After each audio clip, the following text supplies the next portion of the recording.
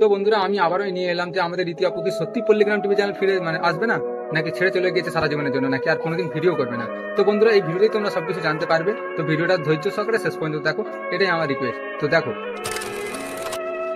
মানে রীতি আপু উনি ভিডিও করছে না কেন সেটা কি জানতে পারি?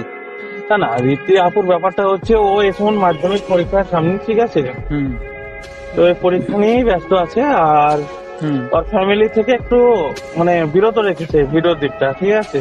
হ্যাঁ, ও আসলেই ভিডিও করতে যে এরকম না যে মাধ্যমিক পরীক্ষাটা বেরিয়ে যাওয়ার পরে আচ্ছা আচ্ছা তারপরে হয়তো ভিডিও করতে পারে, কিন্তু হুম এখন না, এখন করবে না।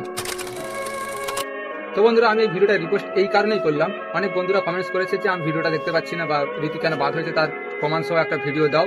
তো যারা দেখেছো তাদের জন্য ধন্যবাদ, আর যারা দেখেন তার জন্য এই ভিডিওটা এনেছি স্পেশালি। যদি ভিডিওটা ভালো লেগে থাকে অবশ্যই লাইক দিয়ে চ্যানেল সাবস্ক্রাইব করে আমাদের সঙ্গে থাকবেন। এবং এই ভিডিওটা দুটো চ্যানেলে পোস্ট করা হয়েছে, এক নম্বর এই চ্যানেলে, আরেকটা যে চ্যানেল আছে সেই চ্যানেলের নাম হচ্ছে সুরাত খান অফিসিয়াল।